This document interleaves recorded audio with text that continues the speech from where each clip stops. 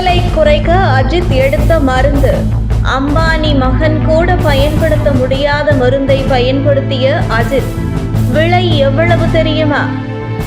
நடிகர் அஜித் நடித்து வரும் குட் பேட் அக்லி படத்தின் இயக்குனர் ஆதிக் ரவிச்சந்திரன் இந்த படத்தின் படப்பிடிப்பு முடிந்துவிட்டது என அந்த படத்தின் நாயகன் அஜித் புகைப்படம் ஒன்றை வெளியிட்டிருந்தார்.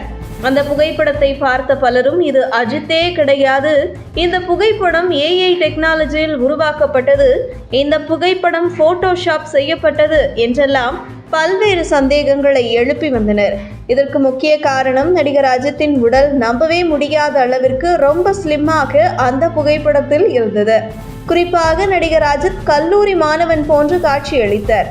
இதற்கு முன்பு நடிகர் அஜித் விடாமுயற்சி படப்பிடிப்பில் கலந்து கொண்ட புகைப்படமும் வெளியாகியிருந்தது.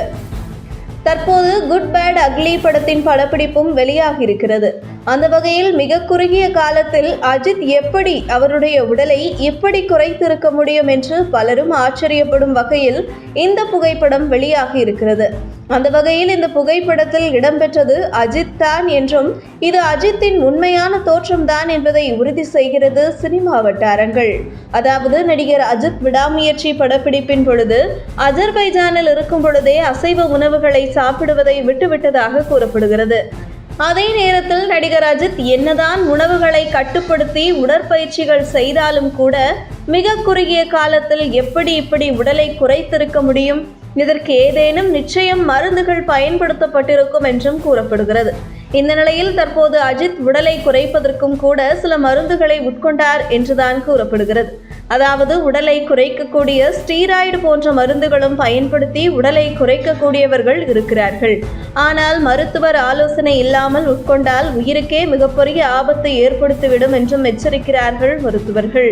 அதே நேரத்தில் அஜித் நிச்சயம் உணவு மற்றும் உடற்பயிற்சியால் மட்டுமே மிக குறுகிய காலத்தில் இப்படி உடலை குறைத்திருக்க வாய்ப்பில்லை என்றும் அந்த வகையில் மருத்துவரின் ஆலோசனைப்படி தன்னுடைய உடல் ஏற்றுக்கொள்ளுமா என்று ஆலோசனை செய்த பின்பு அஜித் அந்த மருந்தை பயன்படுத்தி இருப்பார்.